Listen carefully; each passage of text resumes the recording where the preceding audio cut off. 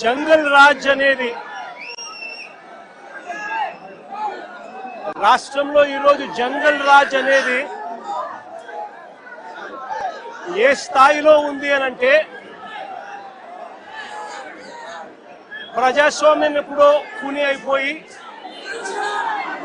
రాష్ట్రంలో ఉన్న పాలకులు ఈరోజు జంగల్ రాజ్ అంటే ఒక భయానక వాతావరణంతో రాష్ట్రాన్ని పరిపాలించే కార్యక్రమం ఈరోజు జరుగుతూ ఉంది. నేను అడుగుతా ఉన్నాను, ఈరోజు అంబటి రాంబాబు అన్న విషయంలో జరిగిన విషయమైతేనేమి, ఈ మధ్యకాలంలో జరిగిన జోగి రమేష్ ఇంటి మీద దాడి విషయమైతేనేమి, విడుదల రజనీ అమ్మ మీద అటాక్ చేసిన విషయమైతేనేమి, బోళ్ళ బ్రహ్మనాయుడు అన్న మీద అటాక్ చేసిన విషయమైతేనేమి, అన్నీ కూడా ఈ మధ్య కాలంలోనే జరిగిన ఈ కొన్ని ఘటనలు మాత్రమే ఉటకరించినా కూడా జంగల్ రాజ్ అనేది ఏ స్థాయిలో ఉంది ఈ రాష్ట్రంలో అన్నది ఇట్టి అర్థమయ్యే విషయాలు. నేను అడుగుతా ఉన్నాను, అంబటి రాంబాబు అన్న చేసిన తప్పేమిటి అని అడుగుతా ఉన్నా.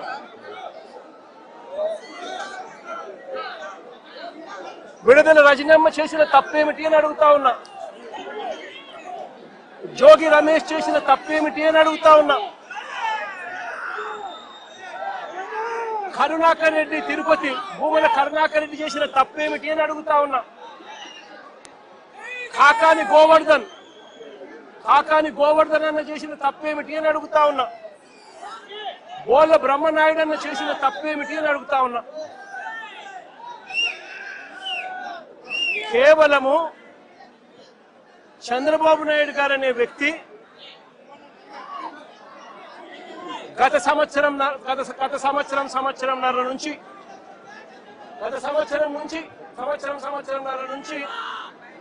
చంద్రబాబు నాయుడు గారు కావాలని ఉద్దేశపూర్వకంగా అబద్ధాలతో కూడిన ప్రకటనలు చేస్తూ ప్రజలను మభ్యపెట్టే కార్యక్రమం చేశాడు. తిరుపతి నెయ్యిలో, పవిత్రమైన తిరుపతి నెయ్యిలో భక్తుల మనోభావాలను దెబ్బతీసే విధంగా కావాలని కుట్రపూరితంగా ఆ నెయ్యిలో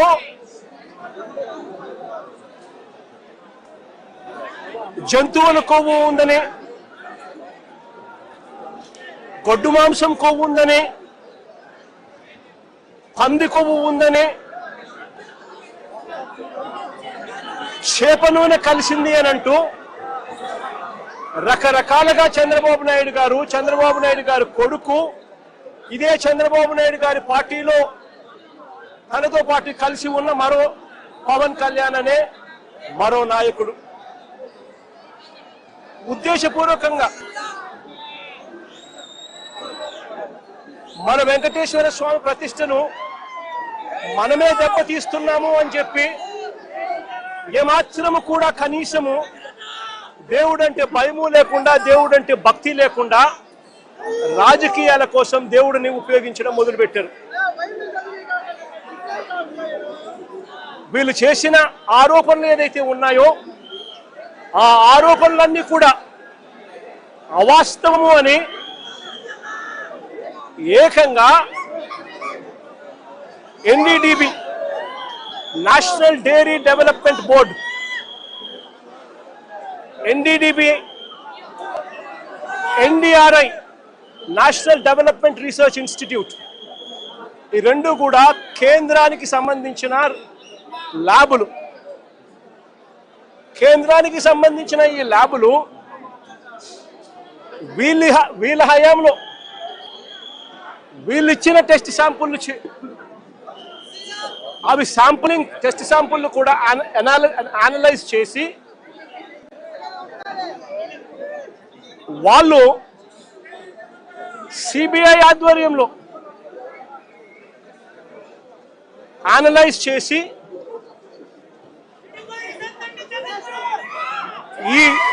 నెయ్యిలో జంతువుల కొవ్వు కానీ, గొడ్డు మాంసం కొవ్వులు కానీ, పంది కొవ్వు కానీ, చేప నూనె కానీ, ఇటువంటివి ఇంకొకటి కానీ ఇటువంటివి అవి ఏవి లేవు అని చెప్పి నిర్ధారణ చేసి సర్టిఫికెట్లు ఇస్తే ఆ సర్టిఫికెట్లు సాక్షాత్తు సిబిఐ వాళ్ళ సిబిఐ ఛార్జ్ షీట్లో ఈ ఎన్డీడీబీ సర్టిఫికెట్, ఎన్డీఆర్ఐ సర్టిఫికెట్ రెండు కూడా పెట్టి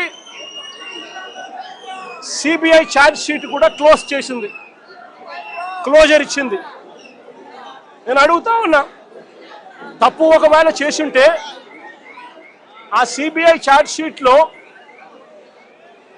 వైవి సుబ్బారెడ్డి గారి పేరు, కరుణాకర్ రెడ్డి గారి పేరు ఎందుకు చేర్చలేదు? ఒకవేళ తప్పు చేసినట్టు ఒకవేళ ఆధారాలుంటే, తప్పు నిజమే అయితే వీళ్ళని ఎందుకు అరెస్ట్ చేయలేదు?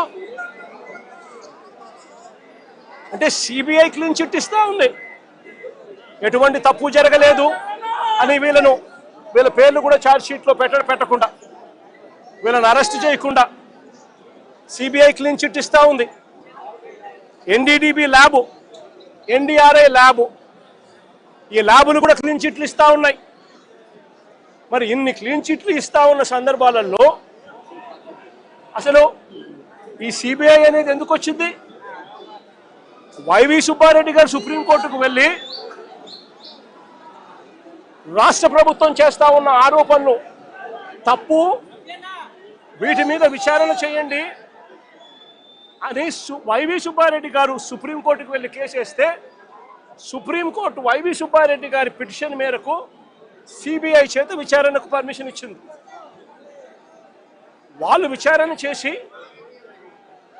వీళ్ళెవరూ తప్పు చేయలేదు అని చెప్పి నిర్ధారించి ఎన్డీడీబీ, ఎన్డీఆర్ఐ ల్యాబుల సర్టిఫికెట్లు కూడా పొందుపరిచి క్లీన్ చిట్లు ఇస్తే చంద్రబాబు నాయుడు గారు అనే వ్యక్తి, పవన్ కళ్యాణ్ అనే వ్యక్తి, నారా లోకేష్ అనే వ్యక్తి, ఇంకా ఇటువంటి అన్యాయస్తులు ఎవరైతే ఉన్నారో వీళ్ళంతా కూడా చేసిన తప్పుకు చంపలేసుకొని ప్రజలకు, వెంకటేశ్వర స్వామికి చేసిన తప్పులకు లెంపలేసుకొని క్షమాపణ కోరాల్సింది పోయి ఇదే చంద్రబాబు నాయుడు గారు, ఇదే లోకేష్ అనే చంద్రబాబు నాయుడు గారి కొడుకు, ఇదే పవన్ కళ్యాణ్ అనే ఇంకొక వ్యక్తి, వీళ్ళంతా కూడా కూడబలుకొని మళ్ళీ అదే అబద్ధాలను నిజమనిపించే విధంగా చెప్పాలని చెప్పి గోబల్స్ ప్రచారం చేయాలి అనే దుర్బుద్ధితో, దురాలోచనతో వక్రీకరిస్తూ ఏకంగా ఫ్లెక్సీలు పెడతారు. నేను అడుగుతా ఉన్నా, తప్పుడు సమాచారాలతో, తప్పుడు విషయాలతో, కుల మతాలను రెచ్చగొట్టే విధంగా అబద్ధాలతో ఫ్లెక్సీలు పెట్టే అధికారం ప్రజాస్వామ్యంలో ఎవరికైనా ఉందా అని అడుగుతా ఉన్నా. ఇదే మాదిరిగా మేము కూడా ఫ్లెక్సీలు పెడితే మీరు ఒప్పుకుంటారా అని అడుగుతా ఉన్నా ఇదే చంద్రబాబు నాయుడు గారిని. సూపర్ 6, సూపర్ 7 ఎన్నికలప్పుడు మోసం చేశావు, బాండ్లు ఇచ్చావు, సూపర్ 6, సూపర్ 7 అని చెప్పి ఎన్నికలప్పుడు చెప్పావు, ఎన్నికలు అయిపోయాక మోసం చేశావని చెప్పి ఫ్లెక్సీలు పెడితే ఒప్పుకుంటావా చంద్రబాబు అని అడుగుతా ఉన్నా. అబద్ధాలు చెప్తూ, వక్రీకరిస్తూ, అన్యాయాలు చేస్తా ఉన్న ఈ వ్యక్తి మీద ఇలాంటివే ఇంకా ఎన్నైనా చేస్తూ ఫ్లెక్సీలు పెడితే ఒప్పుకుంటారా అని అడుగుతా ఉన్నాను. అబద్ధాలు చెబుతూ, మోసం చేస్తూ, వక్రీకరిస్తూ, దుర్బుద్ధితో ఫ్లెక్సీలు పెట్టి భావోద్వేగాలను రెచ్చగొట్టే కార్యక్రమం ఒకవైపున చేస్తూ, మరోవైపున చంద్రబాబు నాయుడు గారిని ఏకంగా సిబిఐ తన ఛార్జ్ షీట్ వేసిన నేపథ్యంలో ఎన్డీడీబీ, ఎన్డీఆర్ఐ రెండు కూడా ల్యాబ్ సర్టిఫికెట్లు ఎటువంటి గొడ్డు మాంసము, ఎటువంటి కొవ్వు, ఎటువంటి జంతువుల కొవ్వు, ఎటువంటి మాంసము, ఎటువంటిది లేదు అని చెప్పి ఇచ్చిన సర్టిఫికెట్లు ఒకవైపున ఇస్తే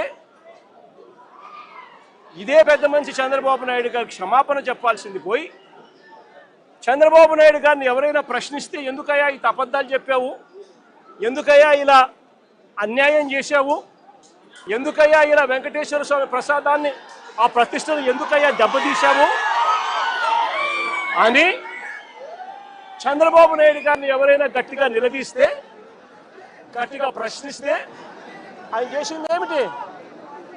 అంబటి రాంబాబన్న మీద దాడి. ఏ రకంగా దాడి చేశారు? 10:30కు ఆయన గుడికి పోయి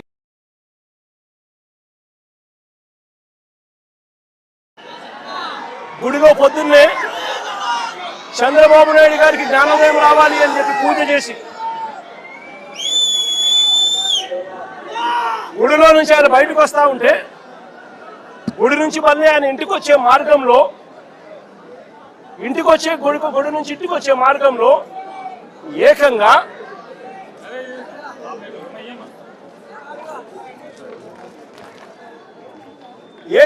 గుడి నుంచి తాను ఇంటికి వచ్చే మార్గంలో ఈ మాదిరిగా కట్టెలు పట్టుకొని పోలీసులను పెట్టుకొని పోలీసుల సమక్షంలో ఈ మాదిరిగా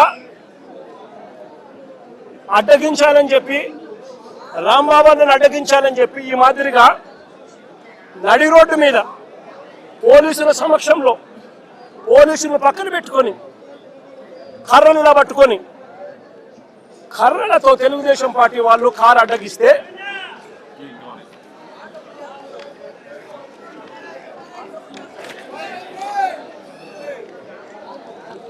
ఈ మాదిరిగా పోలీసులను పెట్టుకొని కర్రలతో ఈ మాదిరిగా కారు అడ్డగిస్తే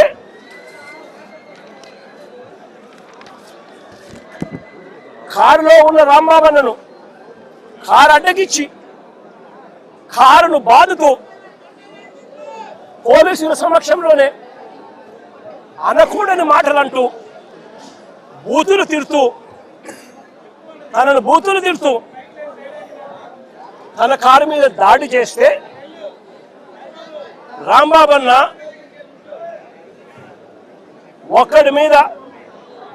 ఒక కారు మీద ఇంతమంది దుండగులు వచ్చి బూతులు తిడుతూ పోలీసుల సమక్షంలో మీడియా కూడా వాళ్ళ తెలుగుదేశం పార్టీకి సంబంధించిన మీడియాను కూడా అక్కడే పెట్టుకొని వాళ్ళందరి సమక్షంలో బూతులు తిడుతూ రాంబాబన్న కారును అడ్డగిస్తే రాంబాబన్న వాళ్ళ బూతులు తిట్టినందుకు రెస్పాన్స్గా రియాక్ట్ అయ్యాడు ఆయన. ఆ రియాక్ట్ అయ్యే దాంట్లో ఆయన నోట్లో నుంచి ఒక్కడే ఉండడం వల్ల ఇంతమంది చుట్టుముట్టి ఆయనను కారును బాదుతా ఉన్నారు. ఒక వైపున ఆయన మీద దాడి జరుగుతూ ఉంది, మరోవైపున ఆయన తిరుగుతూ ఉన్నారు. అలాంటి సందర్భంలో ఆయన కూడా నోట్లో నుంచి 2-3 తిట్లు ఏమన్నా తిట్టాడు. ఒక రియాక్షన్గా జరిగింది.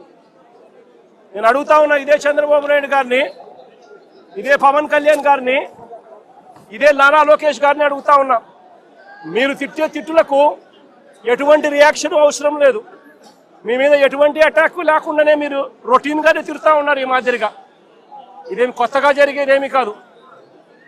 మీరు తిరిగితే ఒక రకంగా ఉంటుంది, అంబటి రాంబాబన్న ప్రాణం మీదకి వచ్చినప్పుడు రియాక్షన్గా ఆయన తిరిగితే మాత్రం ఇంకొక రకంగా దాన్ని చిత్రీకరిస్తూ ఉన్నారు.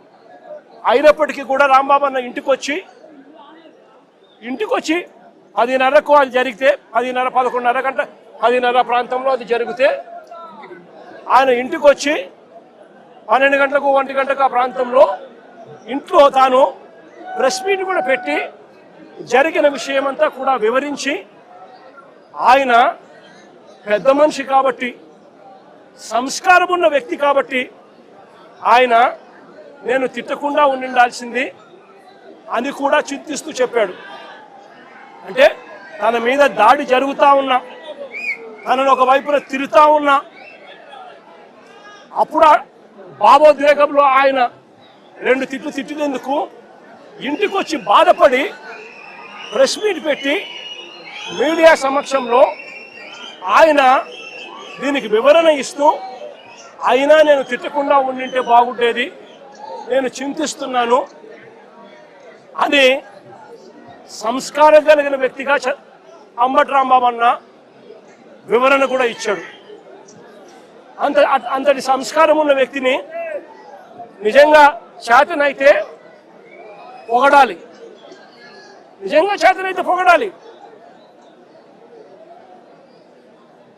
తప్పు చేశాడు, వాళ్ళు చేసిన దానికి, వాళ్ళు తిట్టిన దానికి, వాళ్ళు ఆయన కారు మీద దాడి చేసినప్పుడు జరిగిన భావోద్వేగ పరిణామంలో కూడా ఆయన ఒకవేళ తిట్టింది తప్పే అయితే క్షమాపణ అని చెప్పన్నట్టుగా తాను చింతిస్తూ చెప్పినప్పుడు శాతనైతే తనను చేసిన మంచి పనికి పొగడాలి. కానీ వీళ్ళేం చేశారు, దాన్ని వక్రీకరిస్తూ, దాన్ని ట్విస్ట్ చేస్తూ, దాన్ని ట్విస్ట్ చేస్తూ ఏకంగా అంబటి రాంబాబును హత్య చేయడానికి,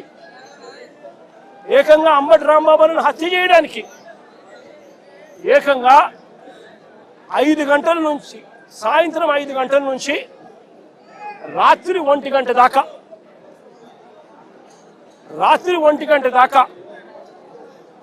సాయంత్రం 5 గంటల నుంచి రాత్రి 1 గంట దాకా సాక్షాత్తు ఈవిడ ఎమ్మెల్యే గల్లా మాధవి ఇక్కడ మనుషులను వేసుకొని వచ్చి ఈవిడ ఆధ్వర్యంలోనే రాంబాబు అన్న ఇంట్లో దాడి, 5 కార్లు ధ్వంసం, అద్దాలు ఇంట్లో ఇరిగిపోయినాయి, సామాన్లు ఇంట్లో ఇరిగిపోయినాయి, పక్కనున్న ఆఫీసులో మొత్తం అన్ని పగలు కొట్టేసినారు.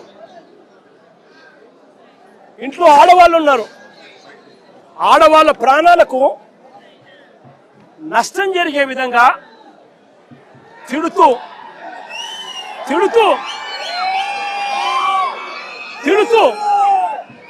వీళ్ళు వ్యవహరించిన తీరు ఇది. గల్లా మాధవి ఎమ్మెల్యే గారి భర్త సాక్షాత్తు అంబటి రాంబాబు అన్న ఆఫీసును పగల కొడుతూ ఆ రూమ్లో ఉన్నప్పుడు ఫోటో. నేను అడుగుతా ఉన్నా,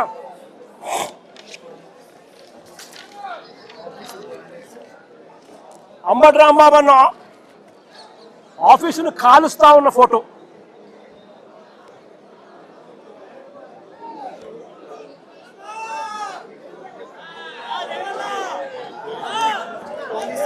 నేను అడుగుతా ఉన్నా. ఇవన్నీ పోలీసుల సమక్షంలోనే 5 గంటల నుంచి ఇవన్నీ జరుగుతూ ఉంటే, 5 గంటల నుంచి రాత్రి 1 గంట దాకా ఇవన్నీ జరుగుతూ ఉంటే పోలీసుల సమక్షంలోనే 5 కార్లు ధ్వంసం చేశారు, ఇల్లు మొత్తం, ఆఫీసు మొత్తం తగలబెట్టారు, ఆఫీసులో సామాన్లన్నీ విరగొట్టారు, ఇంట్లో ఉన్న అద్దాలన్నీ పగలగొట్టారు, ఇంట్లో ఆడోళ్ళు ఉండాలని కూడా చూడుకోకుండా ఏకంగా ఇంట్లోకి వచ్చే కార్యక్రమం చేశారు పోలీసుల సమక్షంలోనే. నేను అడుగుతా ఉన్నా, ఇది హత్యాయత్నం కాదా అని అడుగుతా ఉన్నా, ఇది ఆర్సన్ కాదా అని అడుగుతా ఉన్నా. మరి పోలీసులు దగ్గరుండి ఈ కాన్స్పిరసీలో భాగం కాదా అని అడుగుతా ఉన్నాను. ఇదే పోలీసులు బాధ్యత వహించాల్సిన, ఇదే పోలీసులు బాధ్యత తీసుకొని ఉంటే ఈ మాదిరిగా జరిగి ఉండేది అని అడుగుతా ఉన్నా. ఇక్కడ నుంచి ఎంత దూరంలో ఉందండి డీజీపీ ఆఫీసు, ఇక్కడ నుంచి ఎంత దూరంలో ఉందండి ఎస్పీ ఆఫీసు, ఏకంగా గుంటూరు సిటీలో, గుంటూరు నగరంలో ఎస్పీ ఆఫీసు, ఎస్పీ ఇల్లు ఇక్కడ నుంచి కూతబేట దూరంలో ఉంది. ఎంతమంది డిఎస్పీ లేరు, ఎంతమంది సిఐలు లేరు. డీజీపీ ఆఫీస్ ఇక్కడ మంగళగిరిలో ఉంది, ఇక్కడ నుంచి కూతబేట దూరంలో మంగళగిరి, అక్కడ బెటాలియన్ ఉంది. కనీసము ఈ పోలీసులు ఫోన్ చేస్తే కూడా రెస్పాన్స్ లేదు. మా పార్టీ నుంచి బొత్స సత్యనారాయణ ఇలాంటి సీనియర్ నాయకులు ఇంటెలిజెన్స్ డీజీకి, చీఫ్ సెక్రటరీకి ఇలాంటి పెద్ద పెద్ద ఎస్పీకి, ఐజీకి, ఇలాంటి అందరి ఆఫీసర్లకు ఫోన్లు కొడితే కనీసం ఫోన్లు కూడా ఎత్తరు. కాన్స్పిరసీలో భాగం కాదా ఇది అని అడుగుతా ఉన్నాను. 5 గంటల నుంచి సాయంత్రం 5 గంటల నుంచి 1 గంట దాకా 5 కార్లు పగలు కొడుతున్నారు. ఆఫీసులు తగలబెడతా ఉన్నారు. ఇంట్లో అద్దాలు పగలు కొట్టారు. ఇంట్లో చొచ్చుకొని పోయినారు. ఆఫీసులో సామాన్లన్నీ ఎరగొట్టారు. ఇంట్లో ఆడోళ్ళను ఉన్నారని కూడా చూడకుండా చేసిన పని. నేను అడుగుతా ఉన్నా, ఇది ధర్మమేనా అని అడుగుతా ఉన్నా, ఇది న్యాయమేనా అని అడుగుతా ఉన్నా. ఇంతటితో ఆగిపోలా. రాంబాబు అన్నను 10:30కి అరెస్ట్ చేస్తారు. రాంబాబు అన్నను 10:30కి అరెస్ట్ చేస్తారు. ఎందుకయ్యా అరెస్ట్ చేస్తారు రాంబాబు అన్నను? ఎందుకయ్యా రాంబాబు అన్నను అరెస్ట్ చేస్తారు? చంద్రబాబు నాయుడు గారిని తిట్టాడట. చంద్రబాబు నాయుడు గారిని తిట్టినందుకు అరెస్ట్ చేస్తారట. మరి చంద్రబాబు నాయుడు గారు తిట్టినందుకు రాంబాబు అన్నను అరెస్ట్ చేసినప్పుడు మరి రాంబాబు అన్న ఇంటికి వచ్చి రాంబాబు అన్న కుటుంబ సభ్యులను హత్య చేయాలని ప్రయత్నం చేసి 5 కార్లు ధ్వంసం చేసి అద్దాలన్నీ పగలగొట్టి ఆఫీసుకు నిప్పంటించి చేసిన ఈ ఎమ్మెల్యే గారి భర్త సమక్షంలో ఇక్కడే జరిగితే వాళ్ళ మీద ఏం యాక్షన్ తీసుకున్నారు? స్టేషన్ బెయిల్ ఇచ్చి పంపించినారు. అదే చంద్రబాబు నాయుడు గారిని తిట్టాడు అని చెప్పి రాంబాబు అన్న తర్వాత మీడియా సమక్షంలో 1 గంటకి ఇన్సిడెంట్ జరగక మునిపే వివరణ ఇస్తూ తాను చింతిస్తూ వివరణ ఇచ్చినప్పటికీ కూడా రాంబాబును ఇంటి మీద అటాక్ చేసి రాంబాబును ఈ మాదిరిగా చేసిన దానికి వీళ్ళు మనుషులేనా అని అడుగుతా ఉన్నా. ఇది జంగల్ రాజ్ కాదా అని అడుగుతా ఉన్నా. పక్కన జోగి రమేష్, మరుసటి రోజు జోగి రమేష్ ఇంట్లో పోలీసులు మళ్ళీ అక్కడే పోలీసుల సమక్షంలోనే అది కూడా అంతే. ఏకంగా పెట్రోల్ బాంబులు అంటే పెట్రోల్ పోసిన బాటిళ్లలో పెట్రోల్ పోసుకొని ఆ బాటిళ్లను ఇంట్లోకి ఇసురుతా ఉంటారు. జోగి రమేష్ ఇంట్లో కూడా 2 గంటల నుంచి మధ్యాహ్నం 2 గంటల నుంచి 5 గంటల దాకా దాదాపుగా 300-400 మంది అక్కడ ఒక చోట అక్యుములేట్ అవుతా ఉన్నారు. అక్కడ ఒక చోటికి అందరూ కూడా వచ్చేటప్పుడు పోలీసులు పక్కనే ఉన్నారు. పోలీసుల సమక్షంలోనే జరుగుతూ ఉంది. పోలీసులు జరిగిచ్చిన తర్వాత పోలీసుల సమక్షంలోనే జోగి రమేష్ ఇంటి మీద దాడి చేసి ఆయన ఇంటికి నిప్పట్టించే కార్యక్రమం చేస్తారు. రజనమ్మ అని ముందు రోజు గుడికి పోయి రజనమ్మ పూజ చేసుకొని వస్తూ ఉంటే వెంకటేశ్వర స్వామి గుడికి పోయి పూజ చేసుకొని వస్తూ ఉండేది. వెంకటేశ్వర స్వామి గుడికి పోయి పూజ చేసుకొని ఆయన వస్తూ ఉంటే ఆయనను అక్కడే అడ్డగించి గుడి బయటే ముందు రోజు గుడి బయటే ఆయనను అడ్డగించి ఆయనను తిడుతూ దుర్భాషలాడుతూ పోలీసుల సమక్షంలోనే ఆమె మీద కూడా దాడికి యత్నం చేశారు. ఇంకా ఏమైంది తెలుసా? ఇంకా ఆశ్చర్యం ఏమిటో తెలుసా? ఉల్టా అమ్మ మీదనే కేసు పెట్టారు. ఏమని? ఆమె గుడికి పోయి వీళ్ళందరినీ అటాక్ చేయడానికి ప్రయత్నం చేస్తాందని. ఏదైనా హద్దు పొద్దు ఉండాలి ఏదైనా మాట్లాడేసరికి. ఇది జంగల్ రాజ్ కాదని అడుగుతా ఉన్నా. బ్రహ్మనాయుడు అన్న ఆయన చేసిన పాపం ఏంది? ఆయన గుడికి బయలుదేరినాడు. చంద్రబాబు నాయుడు గారికి దేవుడు జ్ఞానోదయం చేయాలని, చంద్రబాబు నాయుడు గారు అనే వ్యక్తిలో పశ్చాత్తాపం రావాలని, చంద్రబాబు నాయుడు అనే వ్యక్తికి దేవుడు దయ వల్ల ఆయనకు, ఆయన కొడుకుకు, ఆయనతో పాటు అక్కడే ఉన్న ఆయనతో పాటు ఆయన పార్టీలో ఉన్న పవన్ కళ్యాణ్ గారికి అందరికీ కూడా జ్ఞానోదయం జరగాలి అని చెప్పి బ్రహ్మనాయుడు ఆయన గుడికి పోతా ఉంటే, గుడి నుంచి ఆయన బయటకు వస్తూనే ఉంటే ఆయన మీద కూడా అటాక్. పోలీసుల సమక్షంలోనే ఆయన మీద కూడా దాడి. నేను అడుగుతా ఉన్నా, కాకాని గోవర్ధన్ అన్న విషయం అయితేనేమి, ఇంకా వీళ్ళందరి విషయాలు అయితేనేమి, తప్పు చేసేది చంద్రబాబు నాయుడు చేస్తా ఉన్నాడు. తప్పుడు ఆరోపణలు చేసింది చంద్రబాబు నాయుడు చేస్తా ఉన్నాడు. అవి తప్పుడు ఆరోపణలు అని చెప్పి దేవుడే మొట్టికాయలు వేసినట్టుగా ఏకంగా సిబిఐ తాము ఫైల్ చేసిన ఛార్జ్ షీట్లోనే కేంద్ర ప్రభుత్వ సంస్థలైన ఎన్డీడీబీ, ఎన్డీఆర్ఐ, లాబొరేటరీసే క్లీన్ చిట్ ఇచ్చే కార్యక్రమం చేస్తూ ఉంటే ఎటువంటి జంతు కొవ్వు కలవలేదు అని చెప్పి వాళ్ళు పూర్తిగా వివరణ ఇస్తూ ల్యాబ్ రిపోర్ట్లు ఇస్తే సిబిఐ ఆ రిపోర్ట్లను కూడా ఏకంగా ఛార్జ్షీట్లోకి చేరుస్తూ వైవి సుబ్బారెడ్డి కానీ, కరుణాకర్ రెడ్డి కానీ, ఇంకొకరు కానీ ఎలాంటి తప్పు చేయలేదు అని చెప్పి వాళ్ళ పేర్లు కనీసం ఛార్జ్షీట్లో కూడా పెట్టకుండా క్లీన్ చిట్ ఇస్తే, ఎలాంటి అరెస్టులు చేయకుండా సిబిఐ క్లీన్ చిట్ ఇస్తే చంద్రబాబు నాయుడు గారు దేవుడికి, ప్రజలకు క్షమాపణ చెప్పాల్సింది ఆయన చేస్తా ఉన్నది ఏమిటి? ప్రతి విషయంలోనూ కూడా చంద్రబాబు నాయుడు చేస్తా ఉన్న రాజకీయాలు ఇలాంటి దుర్మార్గపు రాజకీయాలే. చూడండి, మీరే ఆలోచన చేయమని అడుగుతా ఉన్నా. సూపర్ 6, సూపర్ 7 ఎన్నికలప్పుడు మాటిచ్చాడు, బాండ్లు ఇచ్చాడు. ఇంటింటికి వెళ్ళి అమ్మా బాండ్ తీసుకో తల్లి, మీ ఇంట్లో ఎంతమంది ఉన్నారు, మీ ఇంట్లో నిరుద్యోగులు ఉన్నారా, మీకు 36,000, మీ ఇంట్లో పిల్లలు ఉన్నారా, ఇదిగో మీకు 15,000, మీ ఇంట్లో రైతులు ఉన్నారా, ఇదిగో మీకు 26,000, మీ ఇంట్లో మీకు చిన్నమ్మలు పెద్దమ్మలు 50 ఏళ్ళ వయసులో ఉన్నారా, వాళ్ళకు 48,000, ఉద్యోగం కోసం వెతుక్కుంటున్నారా పిల్లలు, 36,000. ఈ మాదిరిగా బాండ్లు ఇచ్చి ప్రజలను మోసం చేసి సూపర్ 6, సూపర్ 7 హామీలు ఇచ్చి ఈరోజు ఏమంటాడు, సూపర్ 6, సూపర్ 7 చేసేసామంటాడు. సూపర్ 6, సూపర్ 7 చేసేసామని చెప్పి పొద్దు సిగ్గు లేకుండా అబద్ధాలు ఆడుతూ ఉన్నాడు. చంద్రబాబు నాయుడు గారు చేస్తా ఉన్నది తప్పు అని, చంద్రబాబు నాయుడు గారు చేస్తా ఉన్నది మోసమని ఎవరైనా ప్రశ్నిస్తే ఏం చేస్తా ఉన్నాడు? ఆ ప్రశ్నించిన వాళ్ళ మీద, సోషల్ మీడియా యాక్టివిస్టుల మీద, ప్రశ్నించే వాళ్ళ మీద కేసులు పెట్టి జైలుకు పంపుతా ఉన్నాడు. అబద్ధాలు చెప్పేది ఆయనే, మోసం చేసేది ఆయనే. ఆ తర్వాత ఆయన ఎవరైనా ప్రశ్నిస్తే వాళ్ళ మీద అక్రమ కేసులు పెట్టి, అక్రమ సాక్ష్యాలు క్రియేట్ చేసి వాళ్ళను జైలుకు పంపించి, చివరికి సోషల్ మీడియా పిల్లలని కూడా చూడకుండా చంద్రబాబు నాయుడు గారిని ప్రశ్నిస్తున్నారని చెప్పి ఏకంగా వాళ్ళ మీద గంజాయి కేసులు పెట్టి వాళ్ళ కెరీర్ను సైతం నాశనం చేస్తా ఉన్న వ్యక్తి ఈ చంద్రబాబు నాయుడు గారు కాదా అని అడుగుతా ఉన్నా. చేసేటివన్నీ తప్పులే, చేసేటివన్నీ అబద్ధాలే, చేసేటివన్నీ మోసాలే. ఆయనే లిక్కర్ నడుపుతాడు.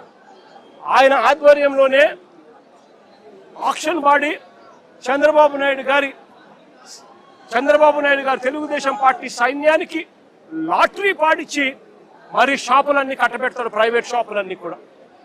ఆ ప్రైవేట్ షాపుల ఆధ్వర్యంలోనే ఏకంగా ఎమ్మెల్యేలు దగ్గర ఉండి ప్రతి గ్రామంలో ఆక్షన్ పాడుతూ బెల్ట్ షాపులన్నీ కూడా నిర్వహిస్తున్నారు. షాపుల పక్కనే, లిక్కర్ షాపుల పక్కనే పర్మిట్ రూములు, ఇల్లీగల్ పర్మిట్ రూములు నడుపుతూ పెగ్గులతో లిక్కర్ అమ్ముతా ఉన్నారు. ఇవన్నీ రాష్ట్రానికి రావాల్సిన ఆదాయాలు రాష్ట్రానికి రావడం లేదు. రాష్ట్రానికి రావాల్సిన ఆదాయాలు పక్కదోవలో చంద్రబాబు నాయుడు గారికింత, ఎమ్మెల్యేకింత, వారి మాఫియా సైన్యానికింత అని చెప్పి లూటీ పద్ధతిలో పంచుకుంటా ఉన్నారు. బెల్ట్ షాపులు అమ్ముతున్నారు. ప్రతి గ్రామంలోనూ 1 కాదు, 2 కాదు, 3, 4, 5, 6, 10 బెల్ట్ షాపులు ఉన్నాయి. ప్రతి గ్రామంలోనూ కూడా ఆక్షన్ బాడీ అమ్ముతా ఉన్నారు. ఏ బెల్ట్ షాపులో ఎంఆర్పీ రేటుకి అమ్ముతున్నారండి? ప్రతి బెల్ట్ షాప్లోని ఎంఆర్పీ రేటు కన్నా 20 రూపాయలకి ఎక్కువగా అమ్ముతున్నారు. ప్రతి బెల్ట్ షాప్, ప్రతి పర్మిట్ రూమ్లో, ఏ పర్మిట్ రూమ్లో అంటే ఎంఆర్పీ రేటుకి అమ్ముతున్నారు. పర్మిట్ రూమ్లో ఇల్లీగల్, పర్మిట్ రూమ్లో వేసేది పెగ్గుల్లో వేస్తా ఉన్నారు. పెగ్గుల్లో వేసి ఏకంగా బాటిల్ పైన 30 రూపాయలు అధికంగా వసూలు చేస్తా ఉన్నారు. ఆ డబ్బులు గవర్నమెంట్కి రాకోకుండా వీళ్ళ జోబులు లేకపోతా ఉంది. దీంతోనే సరిపోదు అన్నట్టుగా ఏకంగా ప్రతి 5 బాటిళ్లకు 1 బాటిల్ ఏకంగా వీళ్ళంతటికి వీళ్ళే కుటీర పరిశ్రమ పెట్టి చీప్ లిక్కర్ వీళ్ళే తయారు చేసి కల్తీ లిక్కరు ఏకంగా ప్రతి 5 బాటిల్లో 1 బాటిల్ ఈరోజు అమ్ముతా ఉన్నారు. ఈ రోజుకి కల్తీ లిక్కర్ తాగి పిల్లలు, చదువుకున్న పిల్లలు, ఇంజనీరింగ్ చదువుకొని బయటకు ఏదో ఊర్లోకి ఏదో సెలవుల కోసం వస్తే 4 పిల్లలు చనిపోయిన ఘటనలు ఈ మధ్య కాలంలో మనం చూస్తాం. కల్తీ లిక్కర్ తాగి, వీళ్ళ షాపుల్లోనే వీళ్ళు తయారు చేసిన ఈ ఇల్లీగల్ కల్తీ లిక్కర్ తాగి ప్రతి 5 బాటిళ్లకు 1 బాటిల్ కల్తీ లిక్కర్ చేస్తా ఉన్నది ఎవరు అని అంటే సాక్ష్య ఆధారాలతో సహా వీళ్ళ మనుషులు దొరుకుతారు. ఆ కల్తీ మద్యం కుటీర పరిశ్రమతో ఎవరంటే దొరికింది? జయచంద్రారెడ్డి అని కంబలపల్లెలో చంద్రబాబు నాయుడు తరపున తెలుగుదేశం పార్టీకి కంటెస్ట్ చేసిన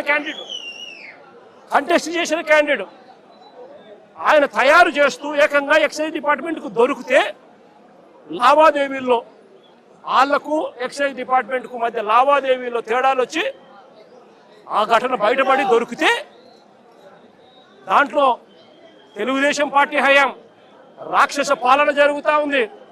18 నెలలుగా చంద్రబాబు నాయుడు గారే పాలన చేస్తూ ఉన్నాడు. ఇటువంటి రాక్షస పాలనలో ఎవడైనా మా పార్టీకి సంబంధించిన జోగి రమేష్ లాంటి వ్యక్తి ఎవరైనా వాళ్ళు లిక్కర్ నడుపుతారా? ఆలోచన చేయమని అడుగుతా ఉన్నాం. చంద్రబాబు నాయుడు గారు జోగి రమేష్ మీద కేసు పెడతాడు. ఈయన ఇల్లీగల్ లిక్కర్ తయారు చేసి చంద్రబాబు నాయుడు గారు బెల్ట్ షాపుల్లో ఈయన సప్లై చేస్తున్నాడట. బెల్ట్ షాపులు ఆయనై, సప్లై చేసే మనుషులు ఆయనై, తయారు చేసే మనిషి బెల్ట్ షాపులు ఆయనై, అమ్మేది ఆయన మనుషులు. మరి జోగి రమేష్ ఎలా చేస్తాడండి? ఆయన మీద కూడా ఇలాంటిదే తప్పుడు కేసు పెట్టి ఏకంగా జైలుకు పంపించిన కేసు. ఇలా ప్రతి ఒక్కరిని కూడా ఆయనే తప్పు చేస్తాడు, ఆయనే అబద్ధాలు ఆడతాడు, ఆయనే అన్యాయం చేస్తాడు. ఆయనను ఎవరైనా ప్రశ్నిస్తే ఆయన మీద తిరిగి దొంగ ఆధారాలతో దొంగ సాక్ష్యాలు క్రియేట్ చేసి వాళ్ళ మీద తిరిగి కేసులు పెట్టే కార్యక్రమం ఈ జంగల్ రాజులో జరుగుతూ ఉంది. ఈ జంగల్ రాజులో పరాకాష్ట నిన్న అంబటి రాంబాబు అన్న జరిగిన విషయము, జోగి రమేష్ ఇంట్లో దాడి విషయము, అదే రకంగా రజనమ్మ మీద అటాక్ విషయము, అదేవిధంగా బ్రహ్మనాయుడు అన్న విషయము, కాకాని గోవర్ధన్ అన్న విషయము, ఇవన్నీ కూడా నిజంగా పరాకాష్ఠకు చేరిన విషయాలు. అన్నిటికన్నా ఆశ్చర్యం ఇంకోటి ఏంటో తెలుసా? ఒక మంత్రిని, అంబటి రాంబాబు అన్న ఒక మంత్రి, కాపు కులంలో నిజంగా గర్వంగా చెప్తా ఉన్నా నేను, ఒక టైగర్ అని కూడా చెప్తా నేను. గొప్పగా బ్రతికినాడు, గొప్పగా ఒక వాల్యూ ఉన్న వ్యక్తి, ఒక విలువలున్న వ్యక్తి అని కూడా నేను గట్టిగా చెప్తాను.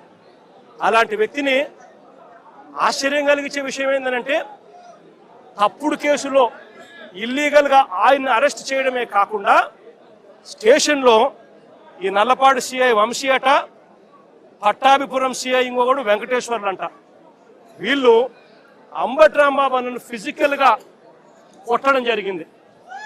ఫిజికల్గా ఒక మంత్రిని కొట్టడం, అబ్యూస్ చేయడం. నిజంగా ఏం ప్రజాస్వామ్యంలో ఉన్నామా లేదా అని ఆలోచన చేయమని అడుగుతా ఉన్నా నేను. ఎల్లకాలం ఈ ప్రభుత్వం ఉండదు. దాదాపుగా 200 మంది సిఐలు, ఎస్ఐలు, డిఎస్పీలు ఇటువంటి వాళ్ళు విఆర్లో ఉన్నారు. మీ ప్రభుత్వంలో మీరు వీళ్ళందరినీ కూడా పక్కన పెట్టిన పరిస్థితిలో వాళ్ళంతా ఉన్నారు.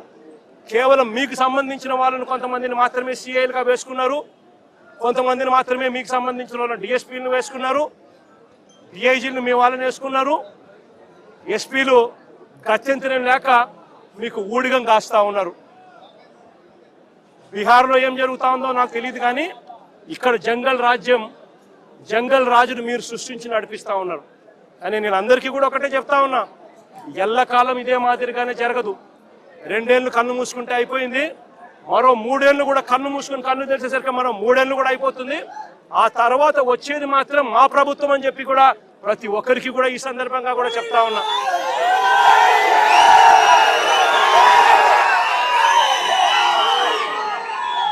చంద్రబాబు నాయుడు గారికి చెప్తా ఉన్నాను, ఆయన కొడుకు చెప్తా ఉన్నాను, ఆయనకు కొమ్ము కాస్తా ఉన్నా ఆయన పార్టీ ఇతర పార్టీ నాయకులకు చెప్తా ఉన్నాను, ఆయనకు కొమ్ము కాస్తా ఉన్నా ఇలాంటి పోలీస్ అధికారులకు కూడా చెప్తా ఉన్నాను.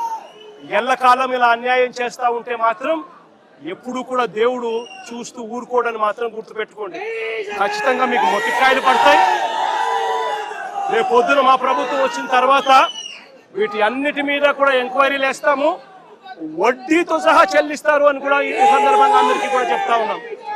అందరినీ కూడా బోన్లలో నిలబెడతాము, సాక్ష్యాలు ఆధారాలతో సహా యూనిఫామ్లు ఒక్కొక్కరికి కూడా ఇప్పించి వీళ్ళందరితో పాటు ఈ కాన్స్పిరసీలో భాగమైన ఇతర రాజకీయ నాయకులు ఎవరెవరైతే చేసినారో వాళ్ళందరినీ కూడా ఒక్కలో పెట్టి న్యాయం జరిగేట్టుగా వడ్డీతో సహా వీళ్ళంతా కూడా చెల్లించే పరిస్థితి కూడా వస్తుందని కూడా ఈ సందర్భంగా ప్రతి ఒక్కరికి కూడా హెచ్చరిస్తా ఉన్నా. జరుగుతూ ఉన్నది విషపూరిత విత్తనాలు నాటుతా ఉన్నారు. దయచేసి ఈ విషపూరిత విత్తనాలు నాటడం ఇప్పటికైనా ఆపండి. ఇది గన ఆపకపోతే గన రేపొద్దున ఈ విషపూరిత విత్తనాలు మీరొక్కరికే మీకు మాత్రమే వర్తిస్తాయని అనుకోవకండి. ఈ రోజు వైఎస్ఆర్సీపీకి సంబంధించిన ప్రతి గ్రామ స్థాయిలో కూడా ప్రతి కార్యకర్త కూడా దెబ్బతినున్నాడు, ప్రతి నాయకుడు దెబ్బతినున్నాడు. మీరు చేస్తా ఉన్న అన్యాయానికి వీళ్ళంతా కూడా దెబ్బతిని ఉన్నారు. వీళ్ళంతా రేపొద్దున మా ప్రభుత్వం వచ్చినప్పుడు వీళ్ళంతా కూడా మీ విషపూరిత విత్తనాలు ఆ రోజు పెద్ద చెట్లు అయినప్పుడు వీళ్ళు కన స్పందించే తీరు స్పందిస్తున్నప్పుడు మీకేం జరుగుతుంది అని కూడా ఆలోచన చేసుకోమని చెప్పి చంద్రబాబు నాయుడు గారిని గట్టిగా హెచ్చరిస్తా ఉన్నా. ఇప్పటికైనా బుద్ధి జ్ఞానం తెచ్చుకోండి. దేవుడు అంటే భయము భక్తి తెచ్చుకోండి. దేవుడు అంటే భయము భక్తితో బుద్ధి జ్ఞానంతో మంచి పరిపాలన ఇచ్చి ప్రజలకు మేలు చేసి వాళ్ళ గుండెల్లో స్థానం సంపాదించుకునే కార్యక్రమం చంద్రబాబు నాయుడు గారు చేయాలి. చేతనైతే సూపర్ 6లు సూపర్ 7లు ఇటువంటి అన్ని కూడా అబద్ధాలు చెప్పకుండా మోసం చేయకుండా ప్రజలకు మంచి చేసి ఇచ్చే కార్యక్రమం చేయండి. మీ పుణ్యాన అని చెప్పి నిర్వీర్యమైపోయిన స్కూళ్లను బాగు చేయండి. ఫీజు రీయింబర్స్మెంట్ బకాయిలు 8 క్వార్టర్లు పిల్లలకి ఇంతవరకు ఇలా పిల్లలు చదువులు మానేస్తా ఉన్నారు. వాళ్ళ పరిస్థితి గమనించి వాళ్ళ చదువులను ఆదుకునే కార్యక్రమం చేయండి. ఆరోగ్యశ్రీ హాస్పిటల్స్ మూసేస్తా ఉన్నారు. పేదవాడికి వైద్యం అందని పరిస్థితిలో పేదవాడు ఉన్నాడు. ఆ ఆరోగ్యశ్రీ నెట్వర్క్ హాస్పిటల్కి ఇవ్వాల్సిన బకాయిలు క్లియర్ చేసి ఆ నెట్వర్క్ హాస్పిటల్ నిలబెట్టి మళ్ళా పేదవాడికి ఉచితంగా వైద్యం అందించే కార్యక్రమం చేయండి. చేతనైతే ఆ 17 మెడికల్ కాలేజీలు మీ స్కాముల కోసం అమ్మకుండా ఆ 17 మెడికల్ కాలేజీలు పూర్తి చేసి పేదవాడికి మధ్యతరగతి వాళ్లకు ప్రజలకు మంచి చేసే కార్యక్రమం చేయండి. చేతనైతే రైతులకు గిట్టుబాటు ధరలు కల్పించే కార్యక్రమం చేయండి. చేతనైతే రైతులకు నువ్వు ఇస్తావన్నా ఇప్పటికే అన్నదాత సుఖీభవ 40,000 ఇస్తానన్నావు, కేవలం 10,000 ఇచ్చావు, 30,000 ఎగరగొట్టావు. ఆ 30,000 ఇచ్చి రైతులకు గిట్టుబాటు ధరలు ఇచ్చే కార్యక్రమం కూడా ఖచ్చితంగా జరిగించే కార్యక్రమాలు కూడా వ్యవసాయాన్ని చక్కబెట్టి ఖచ్చితంగా జరిగించే కార్యక్రమం మీద ధ్యాస పెట్టండి. ఇవేవి కూడా ధ్యాస లేదు, మన్ను లేదు, పాడు లేదు. చేసేదంతా కూడా అవన్నీ కూడా ఎట్లాగూ నిర్వీర్యం కాబట్టి ఈయన చేసేటివన్నీ కూడా అబద్ధాలు మోసాలే కాబట్టి చేసేదంతా ఇంకా ఏమిటి, ఎవరైనా ప్రశ్నిస్తే ప్రశ్నించిన వారి గొంతును పట్టుకొని నలపడమే ఈయన చేసే పని. ఈయనకు వత్తాసు పలుకుతా ఉన్న కొంతమంది తొత్తులు లాంటి పోలీసులు, కొంతమంది తొత్తులు లాంటి అధికారులు ఈయనకు తోడుగా ఉండి నడిపిస్తా ఉన్న పని. అందరికీ ఇక్కడ జ్ఞానోదయం రావాలని చెప్పి కోరుకుంటా ఉన్నాను. ఇలాంటివి జరిగితే మాత్రం చూస్తూ ఊరుకునే కార్యక్రమం ఖచ్చితంగా ఉండదు. ఖచ్చితంగా స్పందన కూడా ఉంటుందని కూడా ఈ సందర్భంగా ఖచ్చితంగా చెప్తా ఉన్నాము. ఇలాంటి ఘటనలు జరిగితే రేపొద్దున రాష్ట్ర వ్యాప్తంగా కూడా బంధు పిలుపులు కూడా ఇచ్చే కార్యక్రమాన్ని కూడా వెనకడుగు వేయము, ఇంకా అడుగులు వేగంగా కూడా పడతాయి. ఇలాంటివి కన్నా ఆగకపోతే మాత్రం చంద్రబాబు నాయుడు గారిని గట్టిగా వార్నింగ్ ఇస్తూ చెప్తా ఉన్నాము. ఇష్యూస్ పెద్ద అవుతాయి. ఢిల్లీ లెవెల్లో కూడా ఎన్హెచ్ఆర్సీకి కూడా రిపోర్ట్ కూడా కంప్లైంట్ కూడా ఇచ్చే కార్యక్రమం చేస్తా ఉన్నాము. కోర్టుల తలుపులు తడతాము. సుప్రీంకోర్టులలో కూడా జరుగుతూ ఉన్న అన్యాయం గురించి కూడా చెప్పే కార్యక్రమం చేస్తాము. అన్ని రకాలుగా పోరాటాలు జరుగుతూనే ఉంటాయి. వైఎస్ఆర్సీపీకి సంబంధించిన ప్రతి కార్యకర్త చంద్రబాబు నాయుడు గారు ఈ మాదిరిగా చేస్తే భయపడతారు అని చంద్రబాబు నాయుడు అనుకుంటే చంద్రబాబు నాయుడు గారు మూర్ఖుడు అని చెప్తా ఉన్నాను.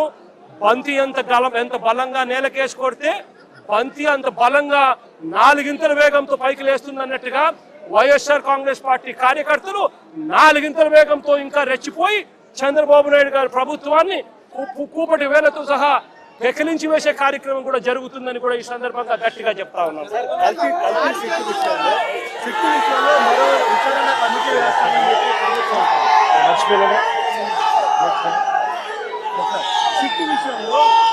సుప్రీంకోర్టు ఇచ్చిన కల్తీ విషయంలో మరో కమిటీ కూడా వేస్తామని చెప్పి చంద్రబాబు నాయుడు గారు అనే వ్యక్తి ఎలాంటి దుర్మార్గుడు, ఎలాంటి రాక్షసుడు అని అంటే తాను అబద్ధం చెప్పాడు అని, మోసం చేశాడు అని ప్రజలకంతా తెలిసిపోయింది. సిబిఐ స్వయంగా ఛార్జ్ షీట్లో వాళ్ళు సిబిఐ వేసిన ఛార్జ్ షీటే అది చెప్తుంది.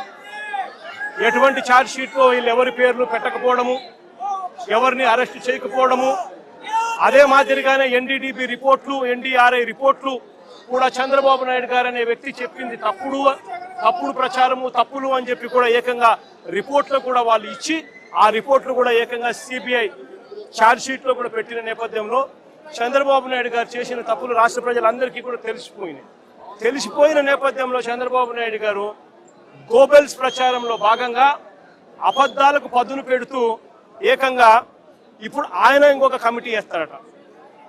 రాష్ట్ర ప్రభుత్వం ఇంకొక కమిటీ వేసి సిబిఐ చెప్పింది తప్పు, ఎన్డీడీబీ రిపోర్ట్ ఇచ్చింది తప్పు, ఎన్డీఆర్ఐ ఇచ్చింది తప్పు, కానీ చంద్రబాబు నాయుడు వేసే ఆయన కమిటీ రిపోర్టు మాత్రం అదే మాదిరిగా చెప్పాలి అని చెప్తూ ఆయనకు కావలసిన విధంగా ఇంకొక రిపోర్ట్ వేసుకొని రాష్ట్ర ప్రజల మీద దాన్ని కూడా రుద్దే ప్రయత్నం కూడా చేస్తా ఉన్నాడనంటే ఇంతకన్నా దిగజారిపోయిన రాజకీయ నాయకుడు ప్రపంచ చరిత్రలో ఎత్తినా కూడా ఎక్కడా కూడా కనిపించడు అని సందర్భంగా చెప్తాను.